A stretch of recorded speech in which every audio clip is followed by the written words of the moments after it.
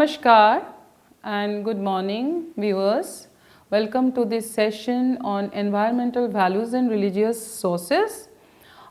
This is from MGPE 014, that is your course number, and unit 2. So, I am going to give the salient features, important points on the world religions and what do they talk about environmental values. Since I am going to cover this presentation within 25 to 30 minutes and not necessarily that all the slides I will be presenting or reading through then in its entirety, and I will only be giving you the salient features or important points in the first half of each slide. I am Nandini Sinha Kapoor, professor with the School of Interdisciplinary and Transdisciplinary Study. Now let us begin. Environmental values and religious sources. While much has been debated and discussed on the role of governmental, non-governmental, judicial and other agencies, inadequate attention has been paid to the role and responsibility of the citizens towards environmental values and behavior. Some of the environmental threats including excessive emission levels, heavy usage of the energy consuming gadgets, littering one's surroundings, unsustainable consumption levels, increased domestic waste including e-waste, dumping of harmful and hazardous medical waste. Environmental ethics and values are closely related to our behavior towards the conservation of our nature and natural environment. Values lead to a process of decision making which leads to action. For value education in relation to the environment, this process is learned through an understanding and appreciation of nature's oneness and importance of its conservation. It is an intellectual code of behavior that regulates man's relationship with nature. It cannot be imposed by law but has to be articulated, systematized, codified and brought to the doorsteps of each and every individual. In this regard, the individual responsibility towards the environmental protection has been rather dismal, and this comes partially from the lack of social awareness and partly from the lack of environmental ethics, values and education. India has had a distinct civilization and culture that was very much in consonance with natural habitat. Nature or prakriti was revered with utmost devotion and civilization and was known for its cultural and spiritual heritage in protecting its environment. These factors constituted an important element in sustaining the natural wealth but have been constantly neglected by mankind. The Western concept or perception that nature and environment exist for the service of humanity have slowly crept into our society, promoting the values of unsustainable consumption and of acquisitive materialism. Culture and religions of the world can provide a solid foundation for changing people's attitudes on the preservation and conservation of the environment. World religions and cultures, particularly Oriental belief systems, do not inherently subscribe to the abuse and exploitation of nature for material and selfish gain. Hence, we are going to focus more on the Indian traditions and Indian religious practices. Almost all the religions of the world have indirect or indirectly referred to protection of environment as a fundamental duty of the mankind. For example, cultivating earth and planting trees is considered as an act of spiritual upliftment in Zoroastrian faith. One of the important duties of a Zoroastrian is to look after the 7 creations of the skies, waters, earth, plants, cattle, man and fire. Purity and cleanliness are forms of caring for these creations. Thus, caring for the creations is basic ecology for Zoroastrians, and nothing impure should contaminate the 7 creations. They are said to have special and precise prayers that a Zoroastrian recites so as to retain the sanctity and creation. Judaism speaks of care and concern for other living beings on earth. Under its tradition, though it clearly states that the world is for the human benefit, it does not undermine the importance of world's creation. All the human beings are required to respect and revere nature and not squander it, as nature is a precious creation of God. Their biblical laws reiterate the importance of showing concern for the rest of the creation and compassion and care for non-human species too. Hinduism believes in the existence of the divine in all its living forms and severely condemns any violence against the natural habitat. Similarly, the cultural moodings have also a positive impact on our environmental behavior. For example, one of the famous historically documented conservation movement in India is that of the Bishnois, and Bishnois have a high regard for nature and animals and do not tolerate inflicting harm on the human species.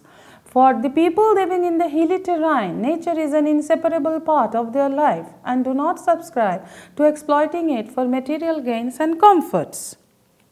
The guidelines that the Hinduism has were based on Hindu philosophy that enshrined the principles of worshipping nature, including rivers, forests, earth, sky, air, water, plants and animals. Cutting of trees, polluting air, water and land pollution were considered as sinful acts, and the natural calamities like floods, droughts and earthquakes were considered as violent forms of anger manifested by the gods and goddesses. While worshipping of trees and plants were regarded as bestowing the prosperity and purity of earth, and so this is in the philosophy of Gandhiji too, that ecology and sustainable development will be the mainstay of our living style, and respect to animals and birds were considered as a sacred duty, for these are taken as mounts of gods and goddesses. We in India are familiar with the transportation of vehicles or vehicles of the Hindu gods and goddesses. For example, Durga. Mother Durga has a lion or tiger, Sheravali. She is famously known as, as her vehicle. Similarly, Goddess Saraswati has swan. Lord Ganesha has mouse, right? We are all familiar with that our religion is very intricately associated with the natural wealth and particularly the animals. Now in the next few minutes, I am going to focus on the history of the Bishnoi practices, Bishnoi religious sectarian movement, its teachings and philosophy and its contemporary relevance. What is happening now to the Bishnois, how they are contributing, and we will see how supreme sacrifices have been done recently by the Bishnois to protect the local animal wealth. Nature conservation and Bishnois, glimpses from past and present. Bishnois demonstrate an overlap of religious, personal and ecological attitudes. So, ecology is their mainstay. Here are lovely pictures, photos of the Bishnoi habitat, the livestock, sheep, the deers or antelopes in their habitat and their Bishnoi villages. So, this is some introduction to the Bishnoi life and Bishnoi photos. Dharma to them is a term interchangeably used by the founder and followers of the Bishnoi community. Dharma to them is nothing to do with the religion as such, but what the practices. What does a Bishnoi practice and what should he or she practice in his or her daily life to do with ecological preservation. Most of the Bishnois are not aware of the Western scientific discourse about global warming or biodiversity. For them, their tradition based on the words and life of their guru, that is Jambhoji or Jambeshwar, is the main reason for their environmental activism. Unlike other Hindu communities, Dharma or Bishnoi, as I said, are not limited just to Hindu scriptures of rituals, but also includes natural resources, as is evident from examples of their activism. Here is a historical event which happened in 1730 in a village called Khejarli in the state of Jodhpur, which is in Jodhpur district today, and the soldiers of Maharaja Abhay Singh, ruler of Jodhpur, had arrived and started cutting the Khejri, there is a typo here, Khejri trees. Khejri trees are known as lifeline of desert. During severe drought conditions, Khejri trees can survive. So, it has to be preserved for a scarce region like Third Desert or Western Rajasthan. So, for royal construction project, they started cutting the trees. Amrita Devi, a Vishnui woman in the village, quickly noticed and rushed to stop the soldiers. The soldiers rejected her request and continued their plunder. The news spread like a wildfire in the surrounding areas, and as many as 363 Bishnois clung to the trees and were killed one by one before the news reached the Maharaja of Jodhpur, when it was the killing and the massacre was stopped by his soldiers. Now the issue is that who are these tree huggers and what can we see today in the villages of these tree huggers who are known as Bishnois? One is struck by a huge number of deers freely roaming and notices placed in these villages of Bishnois by the Department of Forest. One of the famous sanctuaries that the villages are for black bucks, one of the animals traditionally protected by the Bishnois. Even as the biodiversity is increasingly endangered in other parts of India and the world, biodiversity of the desert state of Rajasthan is managed not by human isolation but by active human participation. Bishnois being one of the prime examples of it.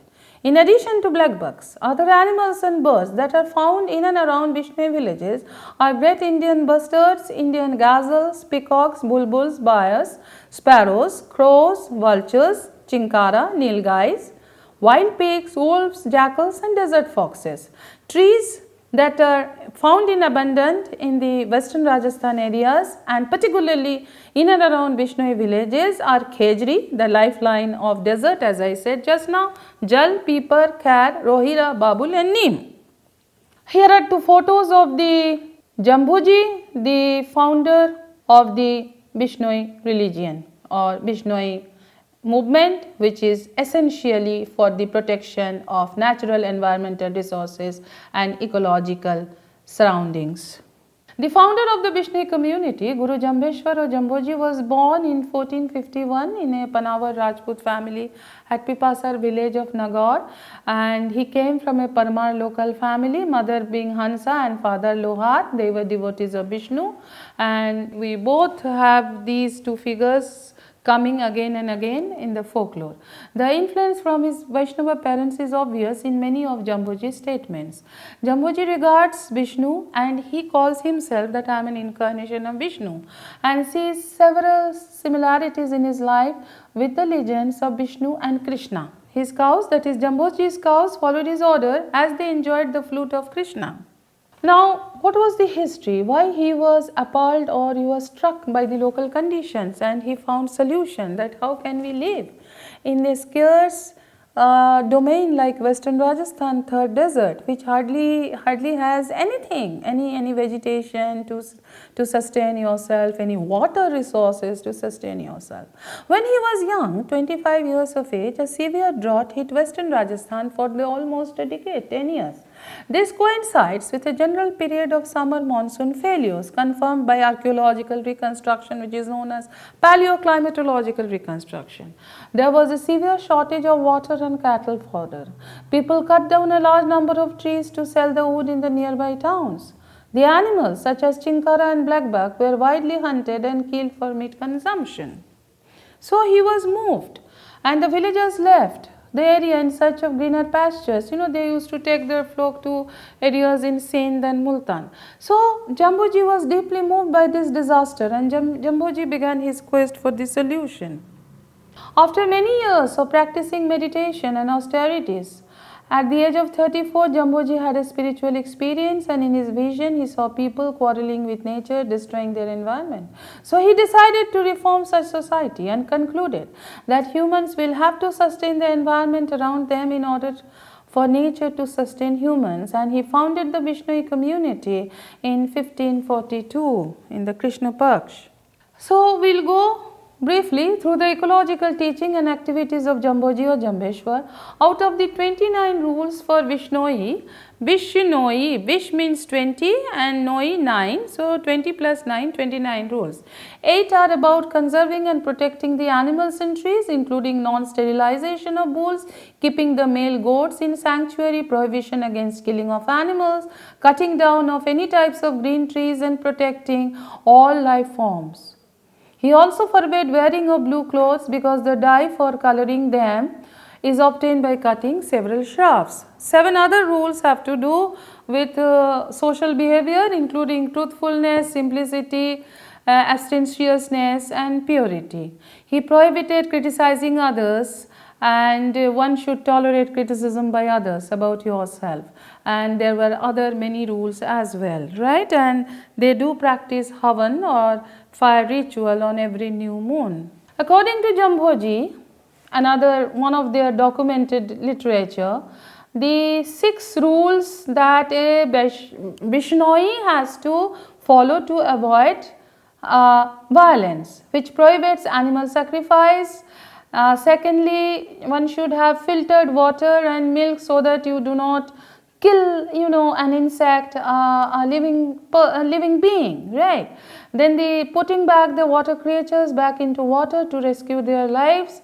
Fourth being the firewood and cow dung for fuel one has to ensure do not have creatures of insects that may be accidentally burned. The fifth being badhya, avoid harming the bullocks. And the sixth is the protection of deer in the forest, including cows, goats and other non-violent beasts.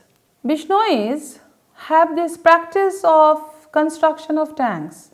Since the third desert, as you know, is devoid of water, so on a plain piece of land in one of his miracle stories, he started building a water tank, and he arranged the construction around 1510 AD, which was completed in 1514. The tank was known as Jambasar. Today this Jambasar, which is 25 meters deep, is a place of pilgrimage.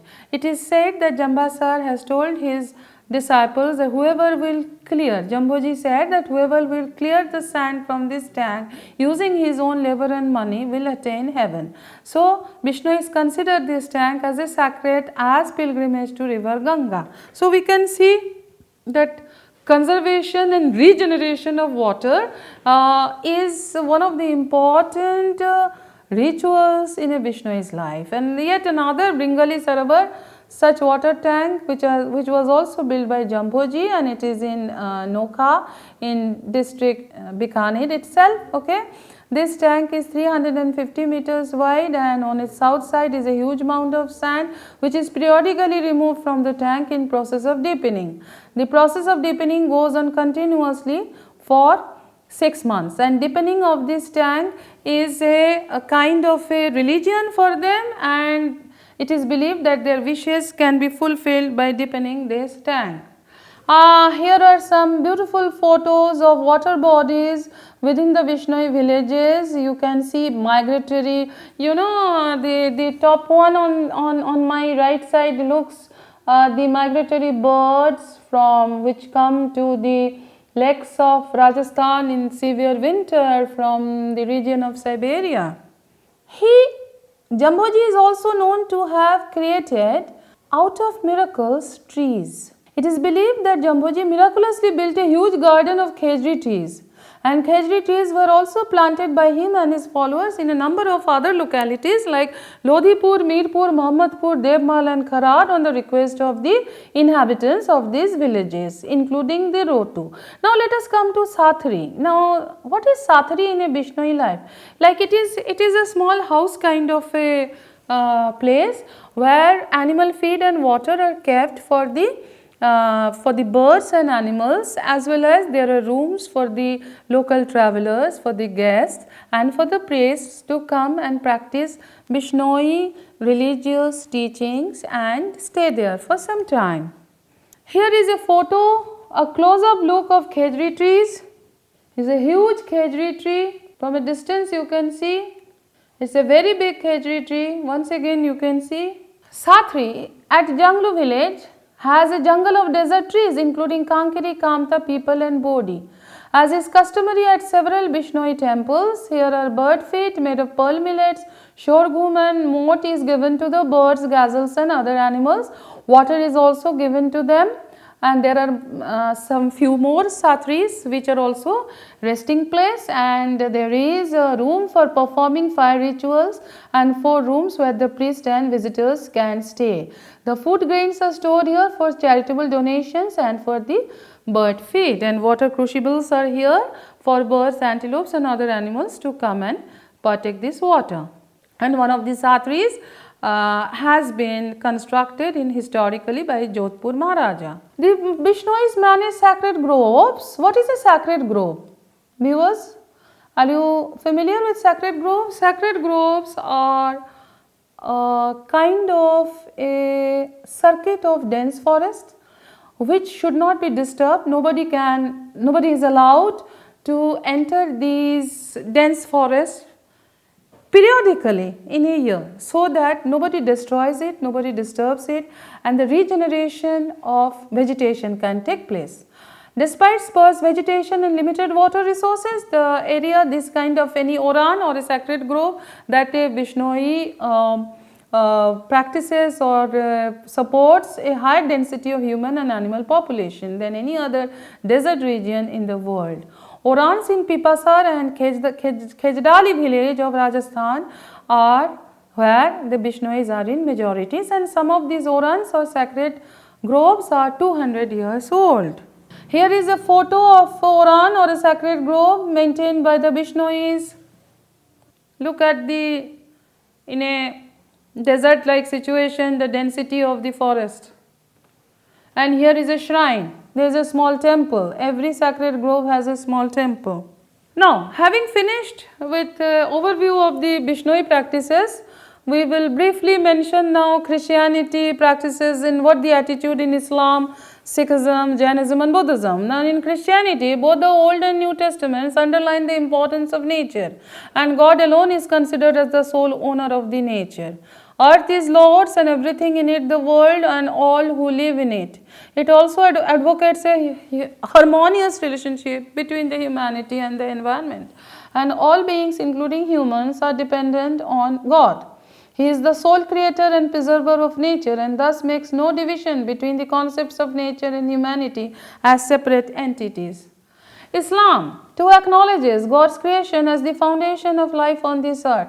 The harmony and balance need to be maintained not only between individuals but also with other creatures. Man is only a guardian of nature, which is God's creation. He is definitely not the owner. Any alteration to God's creation is unacceptable in this religion and is considered as sinful.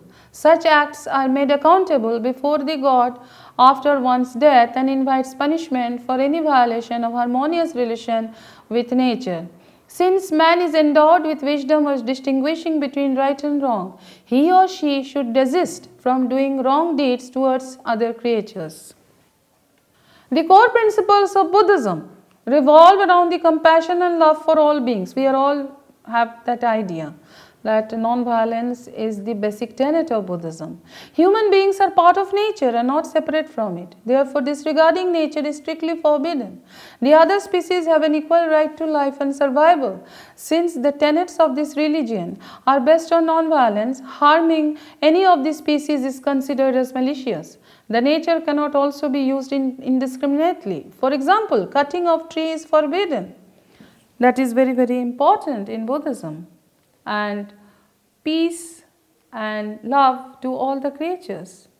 Jainism too, we are familiar that non-violence is a basic tenet. Jainism too thoroughly underlines the need for non-violence and strictly denounces harm to any creature. Since peace can be achieved only through peace, violence or injury to any being is deemed as sinful. Even digging grounds for no reason, cutting trees, plucking plants and flowers, and sprinkling water are also sort of source of violence and should be avoided under all circumstances. As in Buddhism, Jainism also places special emphasis on the protection of trees as they are irrevocably linked to spirituality and compassion. Since ahimsa is the core principle of this religion, the humans should show compassion to other living beings and discard the sense of superiority. Sikhism is no different when it comes to achieving peace and harmony to mankind. God is the supreme being and has not bestowed special privileges to human beings to conquer nature. In fact, human beings are only part of holistic creation, including nature. Since God has created this universe, only He has the right to destroy it. It teaches the mankind to behold the beauty of nature, marvelous creation of God, elements in nature like air, water and earth. Keeping in view the sacred veneration and respect attached to the nature by all the religions that we have been talking about in the last few minutes, it can be understood that the Indian civilization did have an irrevocable bond with the nature and has been highly venerated as the creation of God. Therefore, the sacred principles were followed with much faith and sincerity for many ages. Regrettably, these values are now being corroded owing to external cultural influences. The traditional environmental ethos is being replaced by the current trends of Western materialism and consumerism. The concept of what is morally right or wrong has been changing from time to time, thereby resulting in automatic change in our behavioral pattern. Now, what is expected of us? Development does not, we must remember the following: development does not connote material culture and its enjoyment. Human beings do not have the right to harm other forms of life. Human beings cannot conquer nature for individual gains. And the first draft of the report on the World Conservation Strategy for 1990s, we'll briefly go through it. People should respect nature like all creatures, and it is an integral part of nature. Every life form is unique and warrants respect regardless of its worth to people. All persons should take responsibility for their impacts on nature. People should ensure the means of survival of all other life forms. People should treat all creatures humanely and protect them from cruelty and avoidable suffering. Now let us, we are about to conclude. We should say that as rational beings, we have specific duties towards humanity and God's creation, and these are categorized as Manava Dharma. And let's see what Manava Dharma Mahatma Gandhi said about Manav Dharma. Now, what is Manav Dharma? Mahatma Gandhi said that our consumption should be need based and not greed based. His saying thoroughly conforms with the Manav Dharma dimension, right? So, Mahatma Gandhi said that the earth has provision for needs of everybody, but not for greed for everybody, right? So, on a note of individual responsibility, we can promote an effective transition to sustainable society by educating ourselves and others, by fulfilling the societal obligations to use resources with care, and most importantly by recognizing the fact that the future generations too are entitled to resources which are depleting at an alarming rate. So, we conclude. We must decide to live with a sense of universal responsibility, identifying ourselves with the whole earth community as well as our local communities. We are at once citizens of different nations, but of one world in which the local and global are linked. Everyone shares responsibility for the present and future well-being of the human family and the larger living world. The spirit of human solidarity and kinship with all life form is strengthened when we live with reverence for the mystery of being, gratitude for the God, for life that we have, and humility regarding the human place in nature. Thank you so much for patient hearing, viewers. All the best for your Gandhi and peace studies.